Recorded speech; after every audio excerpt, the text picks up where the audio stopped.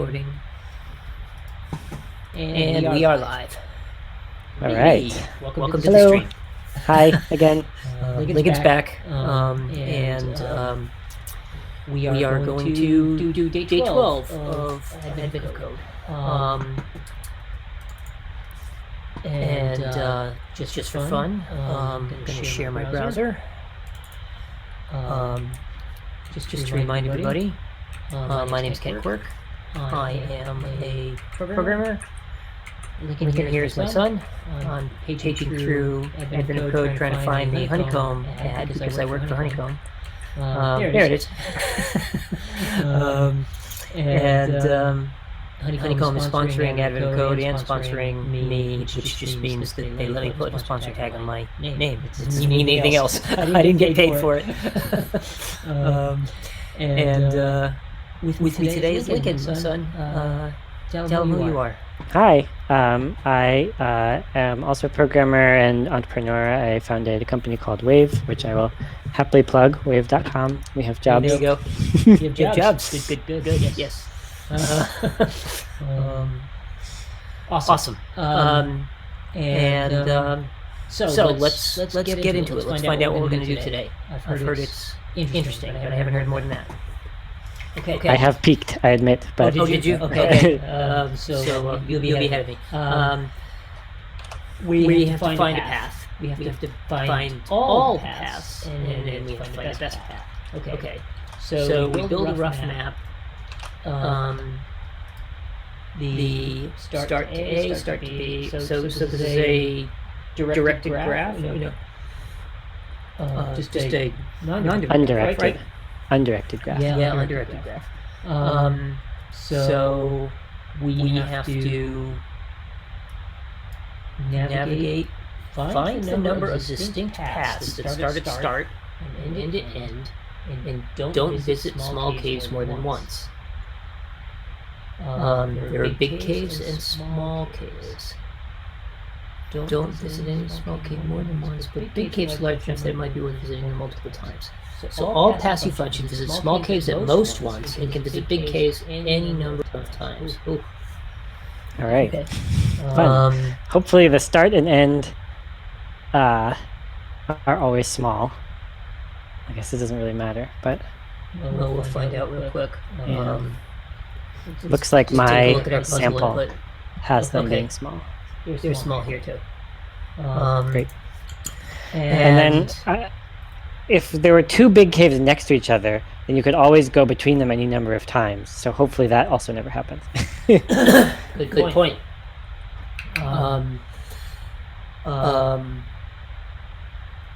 So is this? I mean, the naive approach is a simple recursive traversal. Which is to say, you start at start, and then you take each edge, and then recursively from there take each edge, and sort of keep a track of all of the small nodes that you've seen so far. Yes. And never take edges to small nodes that you've seen in this particular path. Right. And then when you hit end, you have found a path. So return it and bounce all the way. And then you just keep. I mean, you never stop your recursion. You just keep doing the thing. And that seems simple enough. Basically. Let's do no premature optimization and build the simplest thing that could possibly work and see if we run into walls. Sounds like a good plan. I pasted my input. You should paste your input. Yeah. Wait. Did you use this for sample or? I pasted my actual input. Input LQ. Okay. I can also input sample. Well, we have a few different samples here. I'll take the smallest sample. Is that okay? We have your input. We have input sample.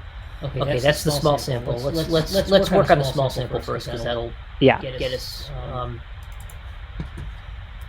to start. So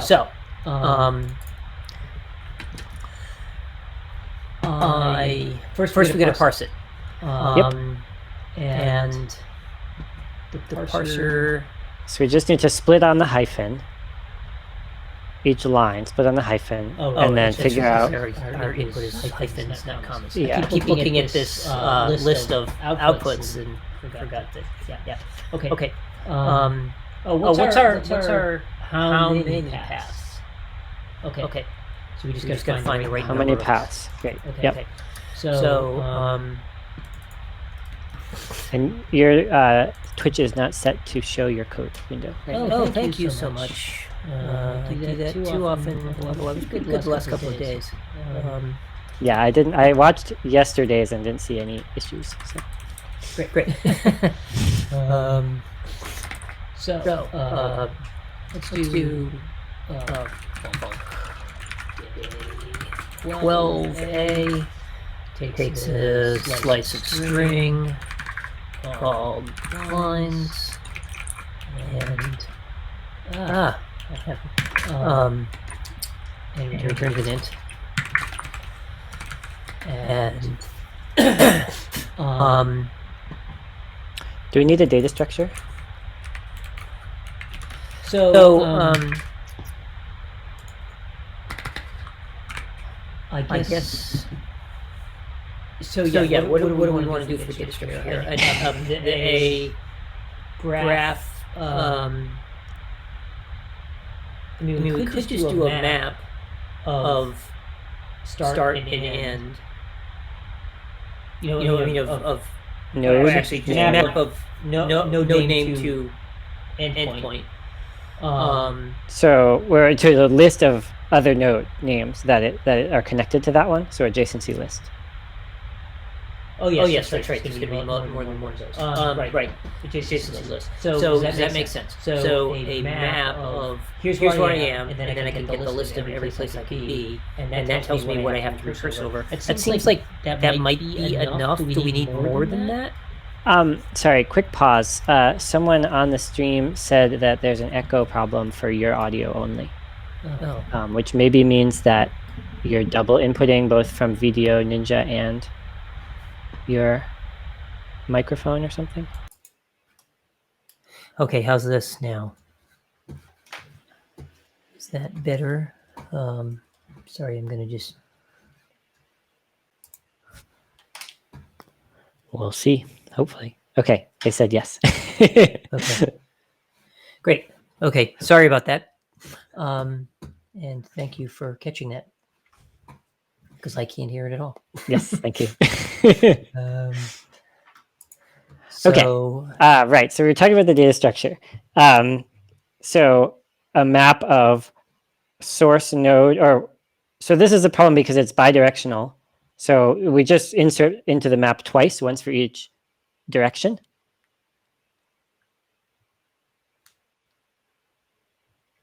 I think so. Is there a better solution? I mean, like the other option would be like adjacency matrix or something, but I don't know that that helps anybody because you still have to make the matrix. Like you have to complete the whole matrix. So yeah, let's just build our map as a adjacency list and insert each edge twice, except like I think start and end we shouldn't insert twice because they're never going to, you're never going to have to leave or enter those nodes.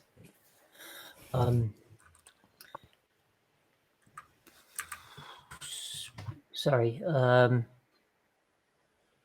going to return a map string to slice a string. So this parses a single line. Yeah. So No. the single. Sorry, that's wrong. That's silly. Lines.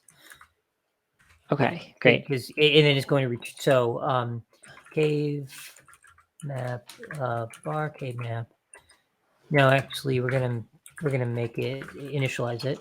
One equals make map string.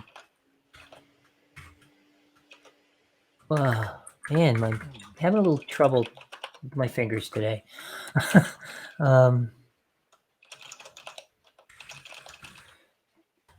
What are you doing up there? So I was thinking of parsing a single line at a time, which should just be, it's a single edge. We can just, right? But you would just do that in line with parse. Yeah, I was just going to do that because it's just a Okay, split. yeah, it's just a single split. Okay, that's simple enough. So, wait, what did I make? And then for What is make? oh, sorry. So make is Go's answer to it. The fact that it needed a couple of generic functions, even though it didn't have generics. So make and I see. copy. Okay. There's like one or two small functions that do certain things that basically are type independent because the compiler knows about them. And in 2 months when type generics come out, they would be able to eliminate make from the language and add a make function or something, but Okay. they don't. Anyway. Okay, sorry, explain something else with Go to me. You have this type map, open bracket string, close bracket, open bracket, close bracket string. So I think this is a map from string to array of string. Is that true? Yes, slice Okay. of string. Yes. What's the difference between slice and array? Sorry. An array is an allocated chunk of n items. A slice is a variable sized chunk of items that can be, randomly. It has both a capacity and a size. So it's better than an array. Yeah, you almost never use a raw array unless you need to serialize it in a special way or something like that. Okay, great, wonderful. So, slice is what you know of as slice from Python. Basically, it has similar operations and capacity and that kind of stuff. Okay. And then, so we want to iterate through the lines. Of lines, range lines. Yep. Okay. I was going to fix it. Thanks. We need to split the line by hyphen. So from to is strings dot split L hyphen. And actually what I'm going to do is I'm going to do strings dot trim L and then trim new white space.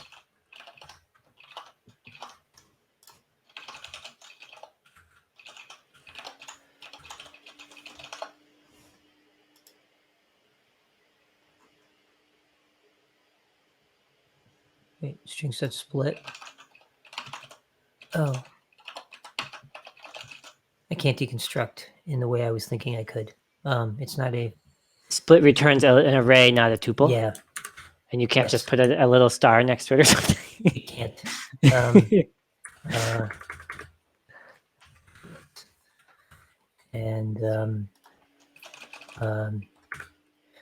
Cave map. Splits of 0. Splits of 0. Dot append. Splits of 1. Not, well, so it doesn't work the same way. It's append. Right. Okay. Yes. Splits of 0 or 1. And then the same thing in reverse. Right. Oh, but we want to condition this and not do it if it's not do the second one if it's string. If it's basically actually, so if it's start, if splits of 0 is not end, we add it to the source, and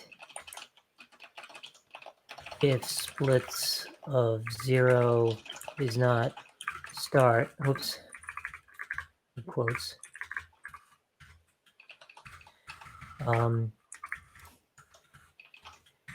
Then we add it to the destination. Right? Is that right? Great. If it is not the node end, then we want to make we don't put it in on the you don't put it on the left. The map. Yeah. If it's not start, we don't put it on the value of the map. That seems right. Wait, is that actually true? No, we still need a start value. We do need Oh, we have it. We have it. Yeah, Sorry. we have it Yes. because in the first section. Yeah, so let's test. Okay. So we need to return cave map. Oh, thank you. Cave map is parse lines and then cave map. And oops, I have to return 0. Thank you.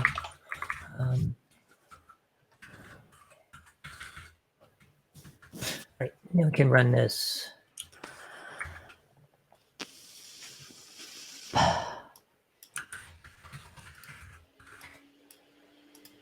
Hey, Boom, kaboom. We what do blew we it do? up. Line So- 25. Cave map of splits of 0 returns nil, but that append is supposed to work even for a nil. Is that true? Or is cave map? Oh, well, no, because the first time you access it, wait, that append should have worked. Oh, but we can't do this. Wait, it should have been line 24. What happened? Wait, splits. No, splits of 0 is not in. Splits of 0 is cave map. Oh, append. And this was wrong anyway. Oops, I missed that. Wow. That wasn't my problem, right?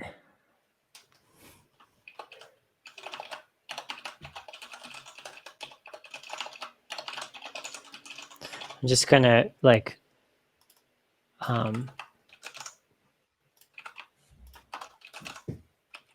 Yeah, so do you know a trick here? Wait, before you do that. Oh, Stop. whoops.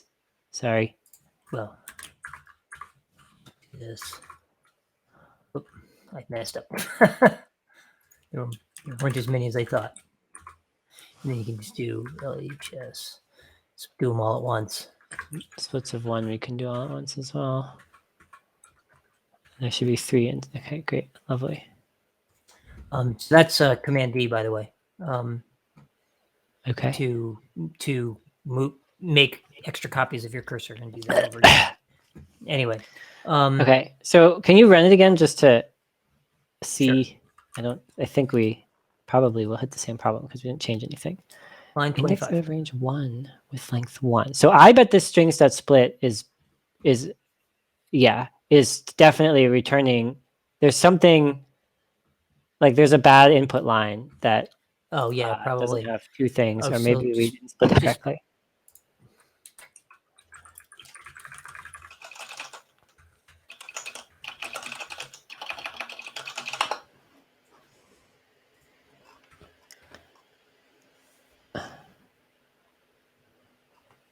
What?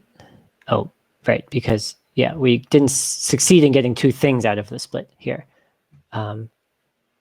So we need to print the line before we try to split it. Oh.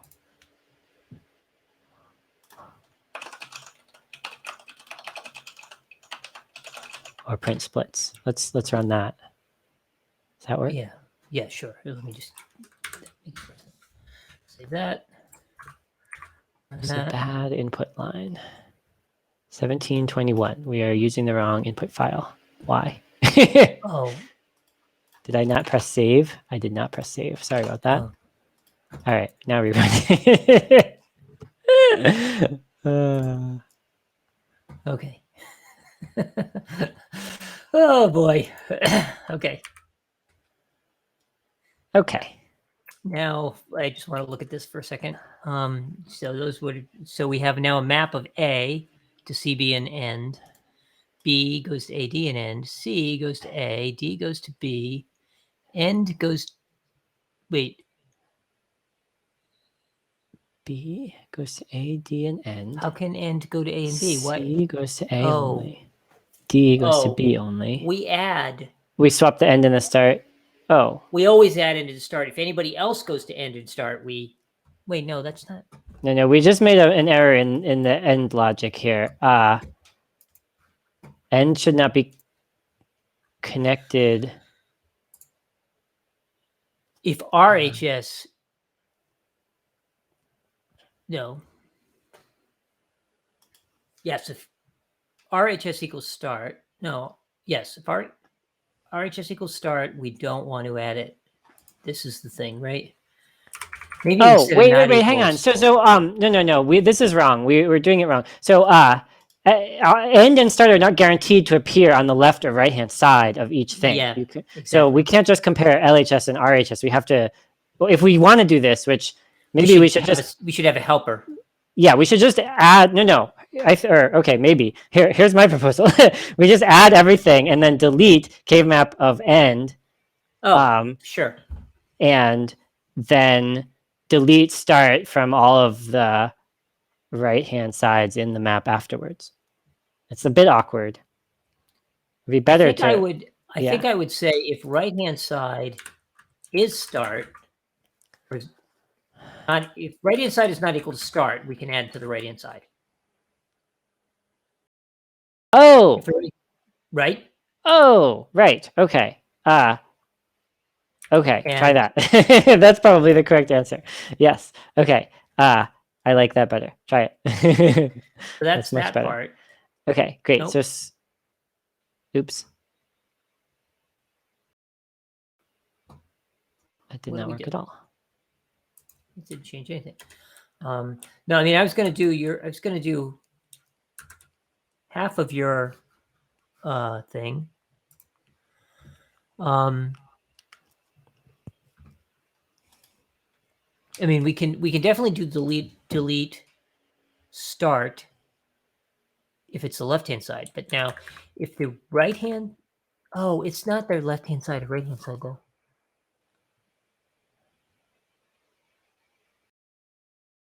Yeah. So the helper, but maybe we want to do. Okay. Why don't we do a helper called add to map LHS RHS? Okay.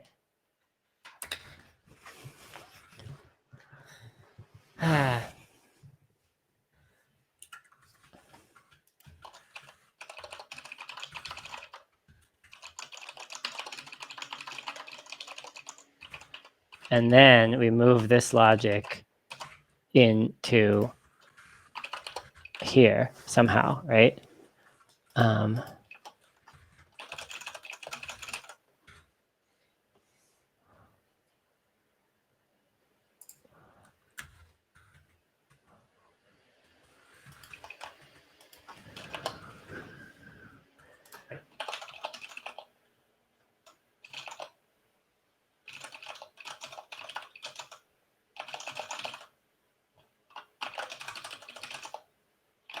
We want to add both edges. Yeah, so I called it twice down here. Oops. Oh, I see. Okay. Got it. And you need a, you need a.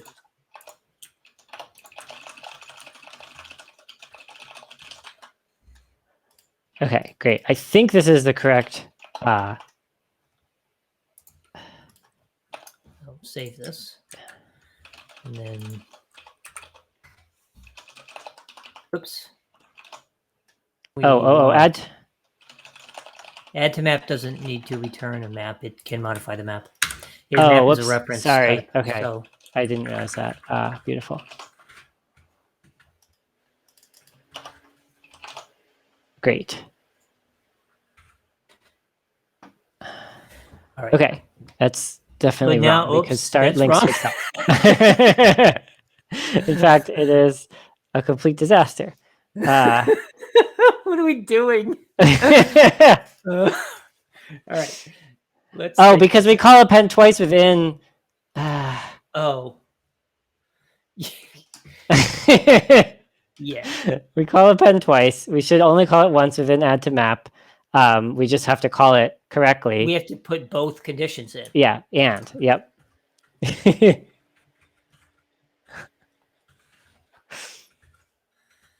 There we go. Oh boy. Okay, this is the danger of pair programming. Okay. It's better. Now start has A, B goes to end, and A goes to end, and yes, this looks goes to A, like B, it and reflects. end. C goes only to A, D goes only to B, start goes A to B. Okay, great. Now, let's finally do the thing. Okay. All right. So what we want to do is we want to say for we need a recursive X function. is, oh, you right, we do. Sorry, I was in a loop. Doesn't make sense to loop.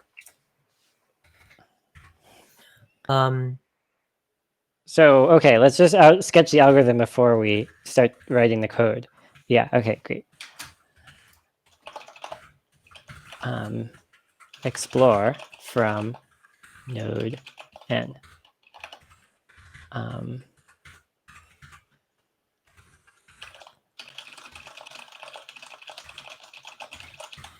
don't know what it's going to return yet. Oh, it's going to return a path.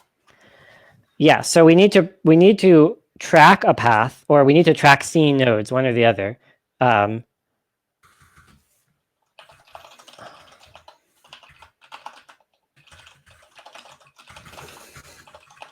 Returns path from node to n, or returns all paths, right? It has not just return a path; it has to return all paths that like recursive calls. Yeah, we could just count them. Oh yeah, sure. Do you need to know?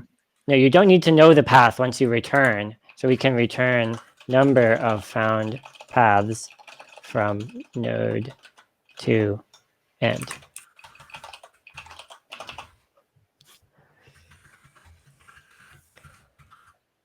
But I do think we need to track the path so far, because that is what, well, no, I think we need to pass it along, because every recursive instance needs to know its own path so far. So, and actually that means visited is not a map. You can visit something more than once. It's just a slice string. It can be, but we don't actually care how many. I mean, let's do it this way. It's going to be faster if it's a map, probably, but maybe not, because it's a small array. Well, okay, so if it's a map, you can't get the data of where you stepped, but you can get the data of but it's faster to check whether you've stepped someplace already.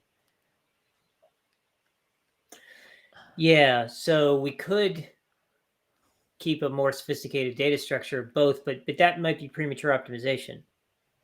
So let's just keep the slice of string to start. Great.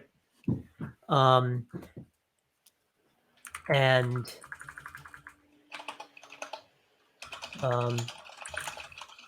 that slice of string is always going to start with the node we were given to start.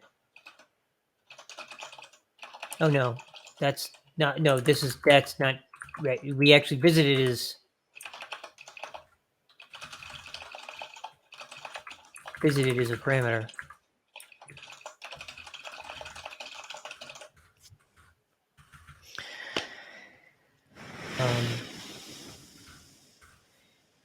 And actually, all right, when you call traverse the first time, actually, yeah, the node is the current node that you get passed in when you call it. So we will call traverse with start. Exactly. Yes. Okay. Actually, it's going to be this.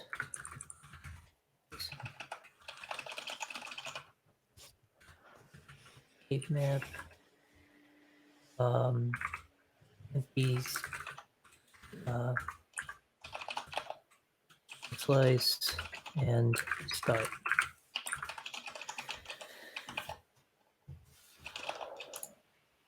Neighbors. Okay. In for colon equals range. Yep, that's correct. Neighbors. So the n is the node, which is the name of the neighbor.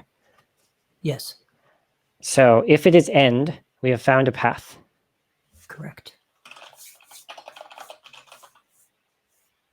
Quote, double quotes. Sorry. It's not Python. And then we return 1. Oh, no. We return our... Oh no, when paths equals 0, paths plus equals 1, colon equals 0, Yeah. and then paths plus plus because we're going to return paths at the end, right? Yep. Got it. Yep. That's correct. So at start and end, if that's the simplest possible graph, then this has start has one neighbor. It is end. It will return 1. So that's correct. Yes. Great. And if it's not end, Right. then we call traverse on. Well, no, we have to skip nodes what we've seen that are non-repeatable. Okay. So there is no fast way to test if an element is in a string, a slice of strings. Oh, you can't just. I don't believe so. Okay, so you have to write a little loop in this else block, right? String slice. Sorry, I was just looking to see.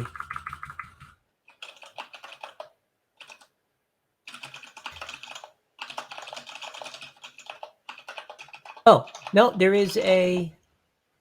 Oh, if no, there is a search strings which expects the list to be sorted. But no, we just have to do that. So And if we have to to check if n starts with lowercase. Right. Right. So okay. So our current node, we should not add it to visited. Oh no, we still probably want to add it to visited because we want to be able to debug the path later. So yeah. So visited node is equal to n and not is big visited node. Then we want to skip this node as a visit option. So how are we going to do that? We need to, I would like continue the outer loop. Can you easily do that? Yes. Continue. Continue, but that continues the inner loop. Oh, do outer.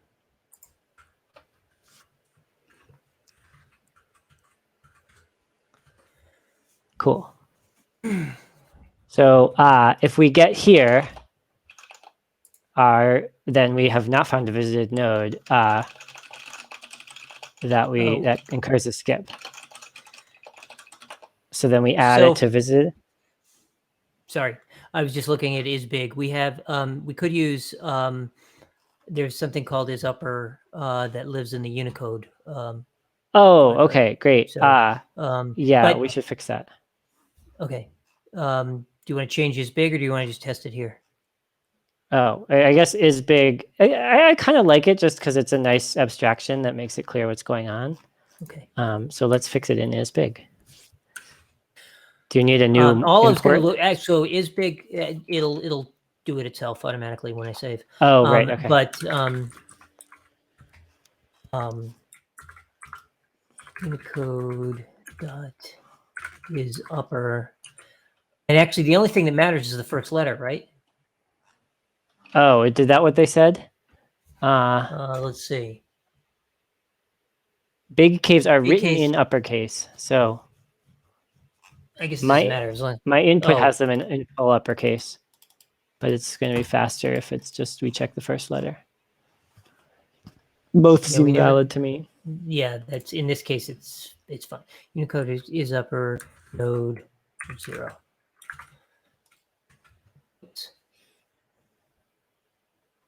Node 0 is bytes. Oh.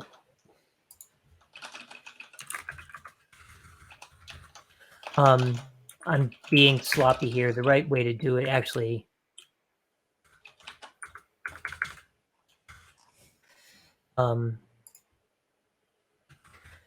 This is annoying. I want to be Unicode correct, but I don't.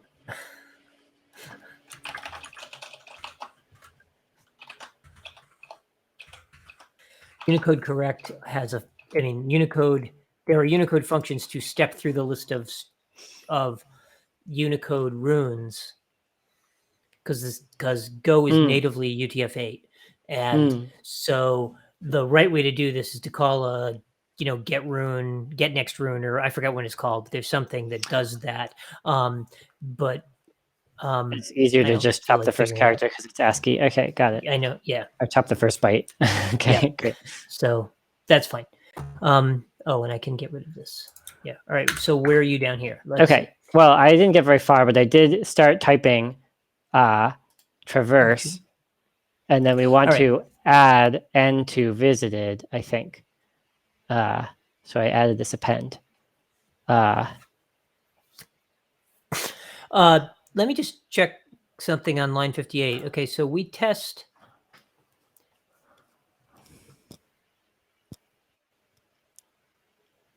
Never mind. I was just thinking that if visited node.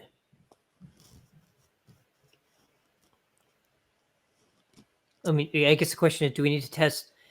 Would it be faster or easier to test n for if it is a visited node? Oh, at the beginning Or of the... if n is big, because if n is big, then we don't have to test all the previous nodes, right? Oh,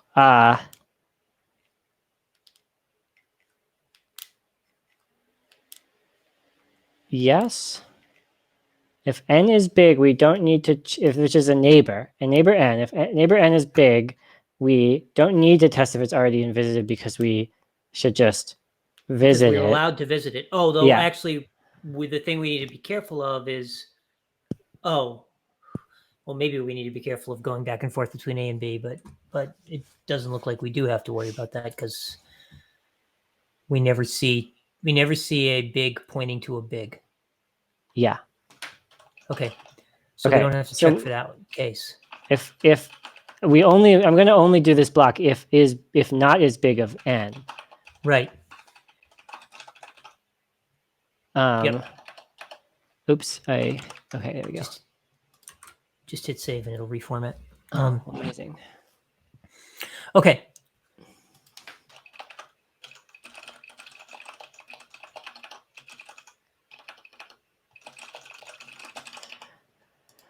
Okay, great. So do we want to append visited n onto visited? No, we want to append self onto visited, and we can do that once. Here we don't append self. We can do it once at the beginning, right? Do we want to? Well, we don't want to do that before we test, because then we'll reject our test the first time immediately. Right. And in fact, we don't want to do it here because we want to do it in the traverse call. The traverse call should append itself to the list of visited we were handed in. Right here. That's what I literally just wrote. No. That what I mean is it shouldn't happen here. It should happen here. Right. Down in line 69 here. That's when we should append it. We should append n or self?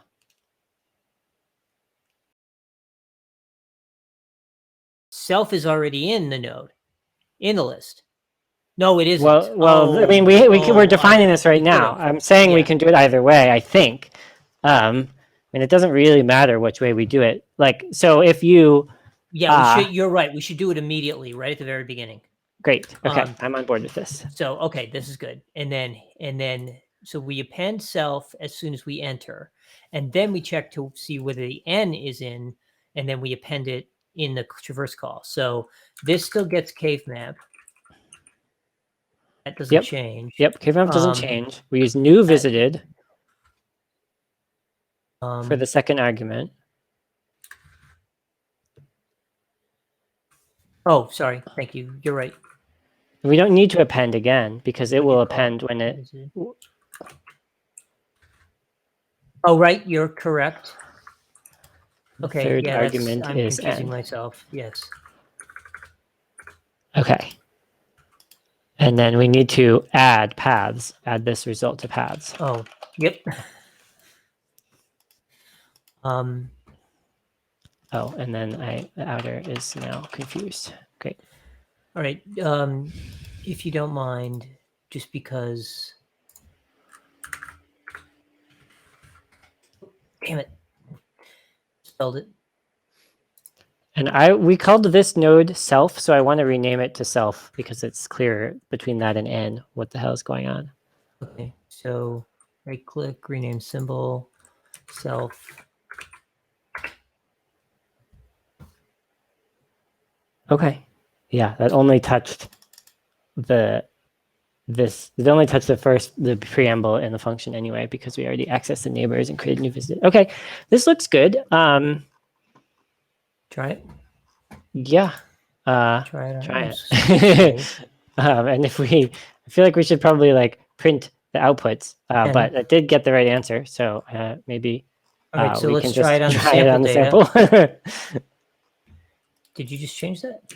I did not change anything. I'm changing input sample.text now. Okay. Oh, okay. I just saved input sample with a new sample. So run it again. 19. That's what they said it was. Let's run it on our real data. Okay. So input.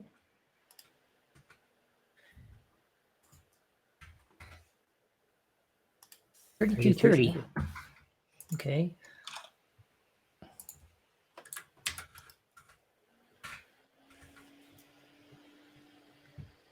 That was silly of me. Hold on. I'm just going to switch over to the browser for a second.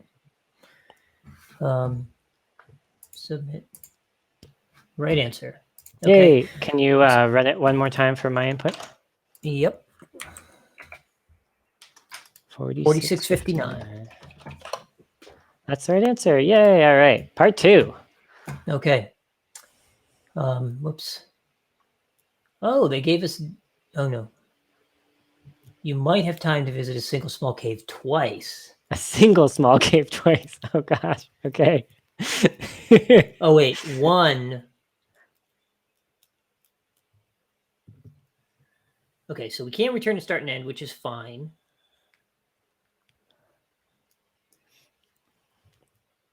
But one small cave. So it seems like we want a special case value of revisited cave or something that the first time. No. Whoa, no. We have to do this. We have to branch on yes, no, revisiting a given small cave every time we consider revisiting one. As long as we haven't already revisited a cave this run.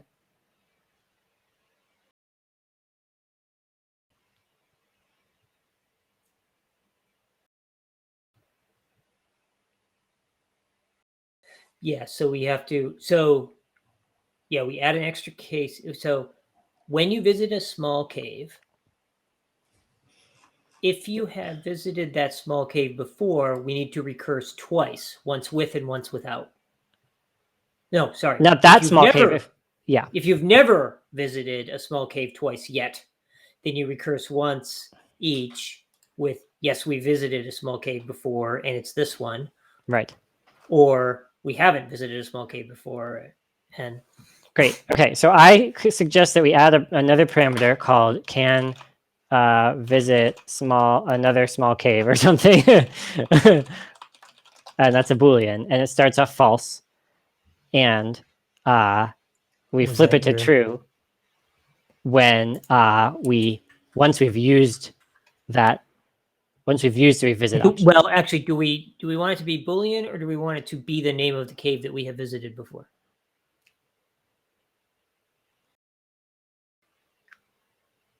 I don't know.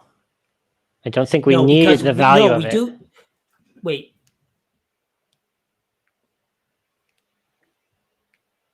So, no, we do need it, right? Because so suppose it's like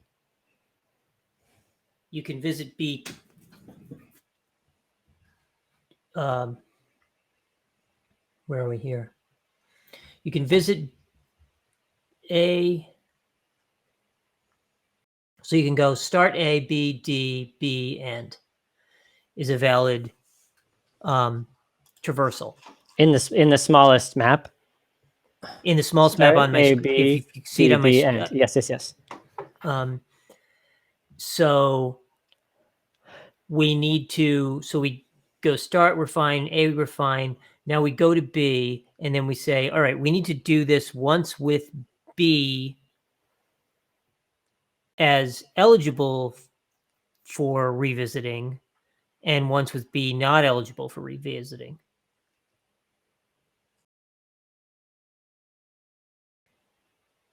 Yes, that's right. So we would call traverse twice, once with it true and once with it false. But it doesn't matter. It doesn't matter that we know that B is the one eligible for revisiting, because we can only visit, at least according to the problem statement, I think it says you have time to visit a single small cave twice. Right. But my point is, now that once we're on the path of allowed to visit B twice, we have to know that it was B that we're allowed to visit twice and not D. Well, I don't think we need to know that, because what's going to happen is right here in this loop, when we get to when self is D, and we're considering visiting back to the editor. Yeah. Oh, great. Please. Sorry. You're in it now. Okay. Yeah. So when we're in this loop, self will be D, because we've reached D and we visited B once, right? And can visit another small cave is true. And now we will consider visiting. We'll loop through the neighbors, and we'll be at this loop. We'll loop through the neighbors. The only neighbor is B, and at that moment we can branch on either visiting B a second time, in which case we will fall through and traverse on B, or running out of neighbors to try and doing nothing, because we can't visit another small.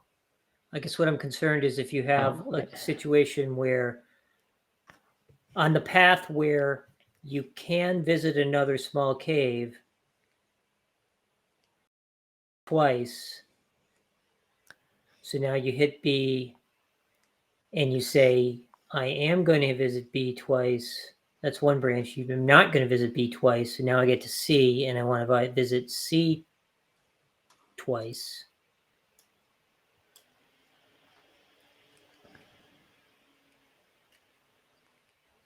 I guess it's not in the history. Okay.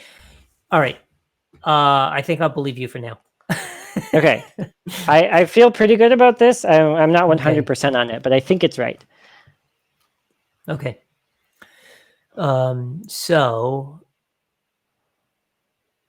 we have this. So when we call it initially, we pass that value as false.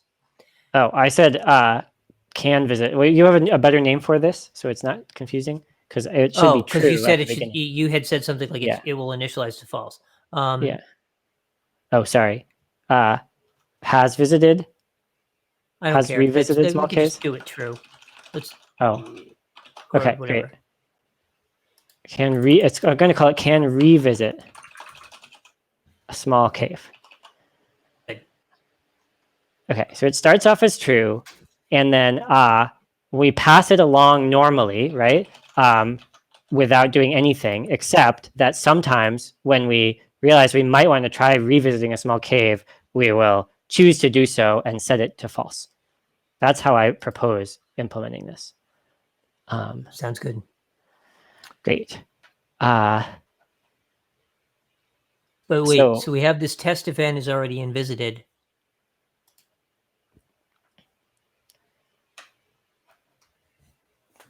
Yeah, so we just have to fix this test so that it sometimes doesn't continue. Exactly. So it sometimes falls through, and in the cases where it falls through, and it should also flip this to false, right? So let's do it as a separate.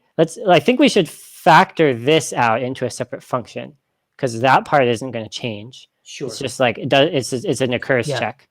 That's fine. Okay, great. So I'm going to write a function called func is already visited.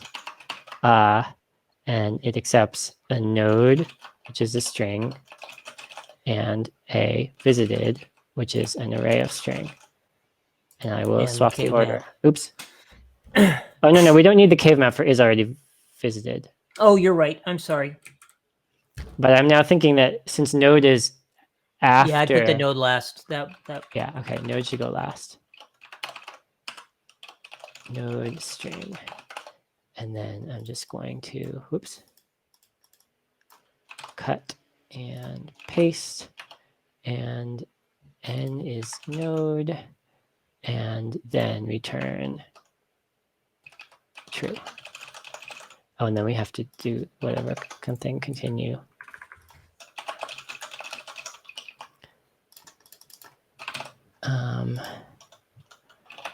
Okay, so if all is already visited, n, or visited, n, continue outer. Oh, semicolon? No, we don't need the outer anymore. We probably don't, but let's, oh, great, yes, okay, we'll just do continue. We eliminated a loop. Yeah, okay, so let's see if our code still works. I think that refactor is good, but we should try it. Yep. Yes, okay, great. Okay, so now we have to do this fancy logic. So new logic is something like, oops, why is this happening? If neighbor n is is small and already visited and can revisit, then we flip can revisit to false and visit it anyway. Otherwise, we do the below logic, which is already true. And the below logic can only have the outcome of not visiting. Right. So we're going to add.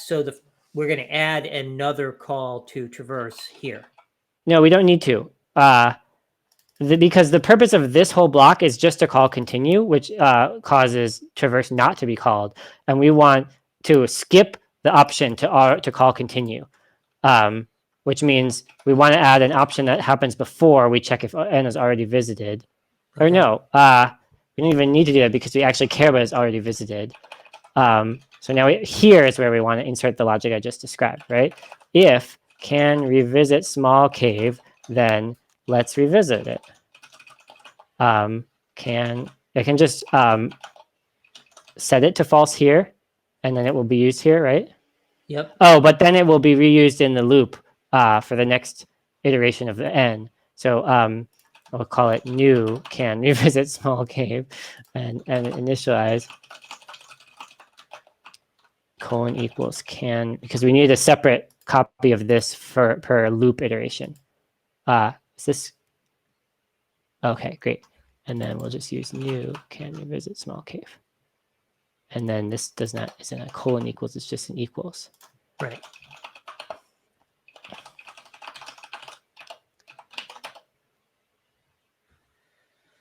Oh, wait. So this isn't quite right because it's not the else. Oh, no, it is. So here we were always going to continue. Now we are going to continue unless we have the option to do this thing, in which case we will revisit it once. So this is right? I'd like to flip this. I'd like to say not can this continue and then eliminate the else. Okay, great. And do that. That's all right. Okay, yes. How do can you... Sorry, I hit save while you were typing.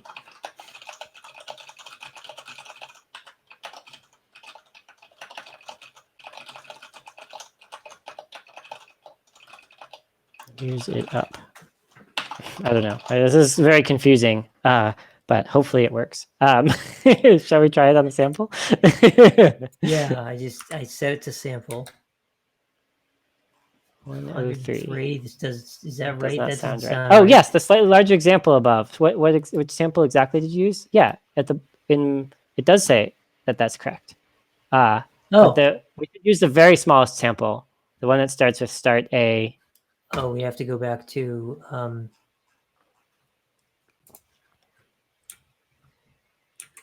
here we go. Yeah. 36. 36. So That that's is correct. good. Yeah. So Okay. that's I think we kind solved of it. correct. Oh yeah, we didn't. Oh, funny. Okay, we didn't. Yeah, we didn't do 12A versus 12B, but oh, are we supposed to If- write a separate function? well, will 12A just if we just set this to false, would we get the right answer? I'm just curious. Does that work? Haha, yes. Boom. Yes. Okay. Nice. Good So instinct. I'm just going to do this. Yeah, copy it and redo it. And have 12A and 12B because I like to have both That's answers. awesome. What a great, nice, clean solution there. And then we'll just call 12B.